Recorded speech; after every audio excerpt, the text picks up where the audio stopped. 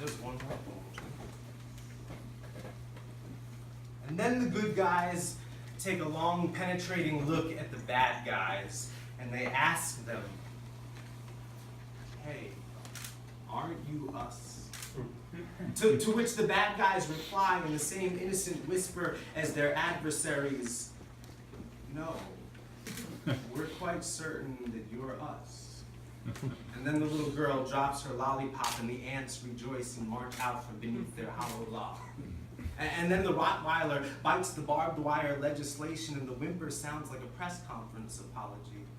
And then the politician breaks his promise into a pile of tiny, unrecognizable pieces, and the children struggle trying to puzzle them back together because no one has taught them that they should start at the corners.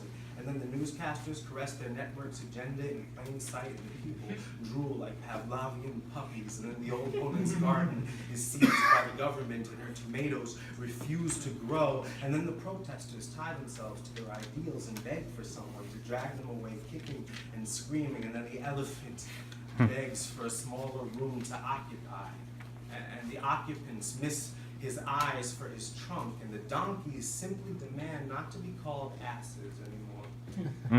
Then the bald eagle spots a small black girl playing in the bubble of her southern suburb and swoops down to sink its talons in her gorgeous skin. And then the businessman tweets his insecurities into your living room, and they read like little excerpts from a prophetic novel. And then the stray kitten nuzzles itself into your empathy, and you forget what anger feels like. And then the smoke alarms go off, and the patrons all run screaming from the vestibule, and then the crowd forms, and it becomes some sort of a snarling dragon. And then the mother of two auctions off her last nerve, and the American family becomes an adulterated notion of yesterday's sitcom values. And then the artists tremble in the swelter of the spotlight, and they try to reconcile art with reason. And then the white man blushes in the abashment of his inherited hallucination.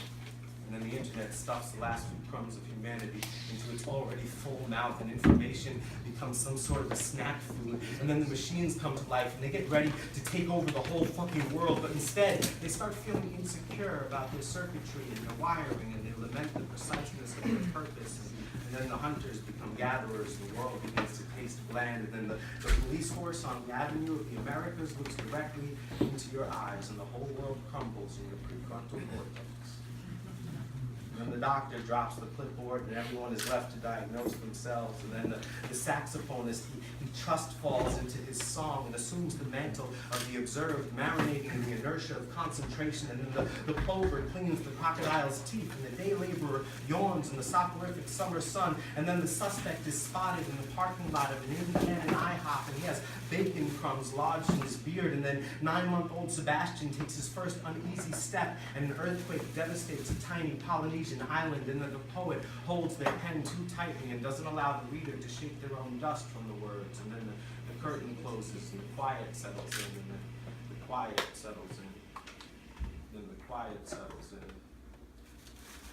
And then the pundit pronounces the country dead at 1:17 on Thursday afternoon and offers to sell you his stethoscope to prove it. And then the meteorologist points to a graph charting God's emotions, and the sky yawned. And then the matador succumbed to the distraction of a buzzing fly, and the crowd got to see what it is that they came to see. And then the police officer turned off his body cam and went back to seeing what he was taught he would see. And then the coleslaw spilled at the barbecue, and it left a mayonnaise and cabbage stain like a hooded Ku Klux Klan member on the deck. And then we will wait for the rain, and it will smell like a damp thought.